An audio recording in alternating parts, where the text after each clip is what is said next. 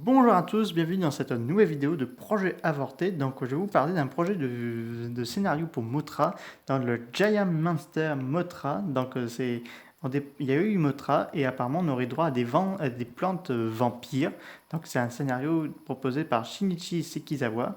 Donc il faut savoir que cette histoire est basée sur le roman de Luminous Fairy on Mothra. Dans cette adaptation a été commencée par Shinichi Sekizawa qui voulait proposer un nouveau film avec un papillon géant, donc qui a soumis sa première version du projet en 1960, donc le vaguement inutile le Giant Monster String, donc le monstre dans le monstre étrange, je crois, ou l'étrange monstre. Ce premier concept parlait des femmes minuscules aux côtés du monstre géant du film. Un nom pour les faits n'était pas été spécifié dans cette première position, mais c'est qu'ils avaient envisagé un changement de nom car ils ne voulaient pas utiliser celui-ci du livre Les Erena, donc ils voulaient que ce soit un film d'horreur, donc un Mothra assez spécial, mais là ils vont nous faire un Mothra qu'on connaît aujourd'hui, mais au départ ils voulaient faire un Mothra assez sanglant. Donc en 1960, le premier scénario pour la production a été achevé et a été accompagné par un storyboard pour aider à visualiser le concept. Le storyboard a montré qu'à l'interprétation du plutôt effrayant de Mothra, ainsi qu'un certain nombre de concepts différents comparés au film final, qui compris Mothra combattant un escadron d'avions de combat, ainsi qu'elle a fait que l'art construit son cocon sur un bâtiment politique concernant qu'on peut finalement voir dans le Godzilla Mothra, la Battle of Earth de 1992. Donc Mothra devait être une créature malveillante, si vous préférez, qui devait tout détruire, dévorer même des gens, d'après certaines rumeurs aussi. Donc la larve serait sur le Parlement de Tokyo, mais là ça sera dans le Godzilla vs Mothra de 1992.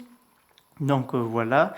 Et le 14 janvier 1961, un autre projet de Giant Monster Mothra a été soumis depuis la première projet. Les deux chanteuses du groupe des Peanuts, Emi et Yumiko Ito, étaient attachées au projet pour permettre quelque chose de plus lucratif. Le rôle magique des fées a été supprimé. Elles sont juste devenues un duo de chantants, tandis que leur nom a également été changé et sont ainsi devenus les Jobijin.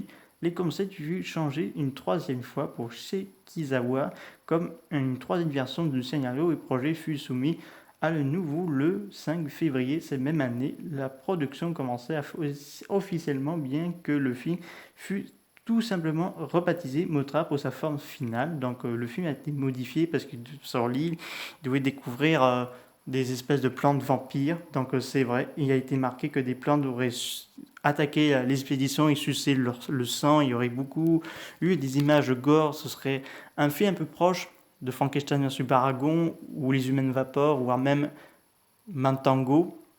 Donc là, ce serait eu un film extrêmement très gore, mais ils ont dit qu'on va pas faire un film gore, on va peut-être faire un film plutôt familial. Donc on va faire un film Musula, Mothra. Donc Mothra devient gentille et n'attaque pas les humains.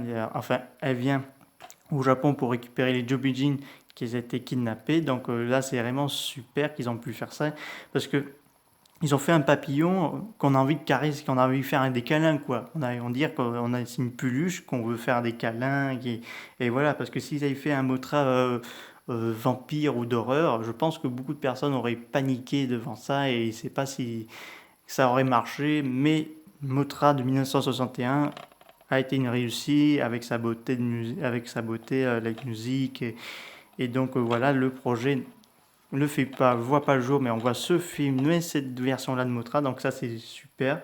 Donc voilà, c'est la fin de cette vidéo de ce projet avorté sur Mothra Vampire, et je vous dis à très bientôt pour de nouvelles vidéos. Au revoir.